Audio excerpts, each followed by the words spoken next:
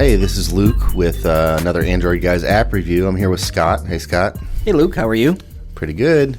Take it away. What app do you have today? So this is Phase 10 World Tour. Okay. This is based off of the card game Phase 10. Right. Yeah. I love it. Yeah. I'm a big fan of Phase 10 in general, so I was kind of primed and ready to go for this one. Yeah. I actually sought this one out. Okay. Somehow, I was just kind of going through the App Store, Play Store, and it popped up as recommended for me. So I thought, yeah, this is definitely one I'll check out. Okay. It's cool. It's a lot of fun. It is like playing the game Phase 10. You will play. You have the option of playing through these different types of worlds or places. So one might be kind of underwater themed. And this is just the background of the game. Okay. But another one might be like a desert theme. Another one might look like Switzerland. But so there's 30 levels. You start out and you go through and you have objectives. If you end up in first place, you get a star. If you complete the last puzzle or the last phase, you get a star. And if you end up within so many points total, you get a third star. Gotcha. So it's one of those, first couple levels, I get 3 stars. No problem. All of a sudden you have 2. And you're like, oh, do I keep playing this one? Or do I go back and try again, later? So it is basically AI. You're playing against other players. Okay. And they're randomly generated, kind of like names and avatars. And some levels you might start out with just playing one other person. And then the next hand might be 2. And then by the time you get every 5 levels, it increases in competition or players. Gotcha. I'll be the first to tell you, my wife will be the second to tell you that this game cheats. Oh, okay. I'm convinced that it knows and does what it can to preserve itself. There are a couple of things that I'll tell you about it. So you have phases, of course. It might be you're dealt 10 cards and you have to create a run of 4 and maybe 5 odd. Okay. So you kind of go around a table and you can play skips against people. You get your wild cards. I cannot tell you the number of times that I get to within needing 1 card. Yeah. And one or all the players will be done and moved on, and I'm stuck with all my points. They're just skipping on you. Yeah. Or what you need to draw just never seems to be. Right. Like luck never falls on you. How far into the game does that happen? Fairly quick. Okay. I got my wife to try it out. I've been playing it for coming up on about 2 months now. It's one of my casual kind of I've got nothing going on while I'm waiting for dinner, or just kind of sitting in the car. She's in there grabbing something. I'll pull it out and play it. Sure. It's potentially a cash grab. Oh, okay. So it's free to play, in-app purchases. Free to play, in-app purchases, lots of ads. Oh. The first thing, and my wife did this before I did, was pay $3 to remove the ads because you will see them after every phase. Oh. Every phase? Every phase. Yikes. And as you move up, you will occasionally unlock things such as extra wild cards.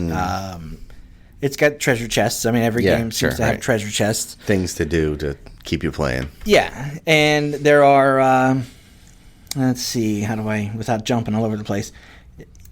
As you go through the game, you're rewarded with different things to kind of keep you playing. Sure. You have to use these more or less. You have 10 phases you can play, but at the end, your time... I'm trying to think of how to best describe this. You can only play so much within a small span of time. Right. Because you're using these credits. Yeah. And then once you've exhausted those, you either have to pay for more of them or wait for the timer to kind of come back up. Now, as you go through the game and you win, you will get different treasure chests that unlock and give you more of those credits. Sure. You can also earn things to purchase extra skips to start out a hand. There is a card that you can use that skips everybody for 2 rounds, which is kind of helpful. Yeah. So it's kind of cool. I do like the variety of the different types of phases because it's not in. I mean, when you play the game, right? You know, you don't have things that are like 6 cards over 9, right? So then you're drawing all these like trying to get 10, 11, and 12, right? What sucks is when you have to do something like 9 cards over 9, yeah, and you have 8 of them, yeah. And then somebody goes and completes it, and you're stuck with all of these high value cards. Yeah. You know, so yeah. You can pay your way into buying more things to kind of unlock your game quicker. Yeah. There are some in-app like mini games kind of going on at the same time. Okay. By that I mean like right now the current one is based off of, you know, every so often you will randomly earn a ticket to this like dessert shop. And the dessert shop, you get a cookie or a donut or a cake or some kind of a sweet. Yeah. You have to complete these collections of sweets. So you have to get all 9 of the donuts. Sure. And then you get another treasure chest. Sure, right. So yeah. there's they're month-long things that... Yeah.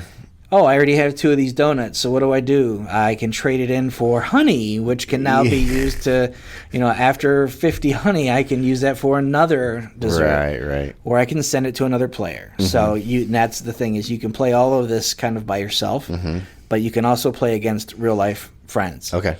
You use coins for that one. And it isn't exactly obvious as you start to play what coins and gems and tickets and other things do. Yeah. So you can play against other people. Sure. You can decide, I want to play something that's got 3 hands, 3 phases, and, you know, it's going to tell you it's going to take 200 gems or 400, not gems, coins. Right. So...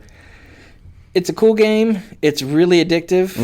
My wife and I can usually tell when the other person is playing because we are using expletives, colorful language, adult words. What are the graphics like? It's pretty cool. It's a card game, so it doesn't have to be too flashy. It doesn't. I mean, it looks like you're looking at a table from the top down.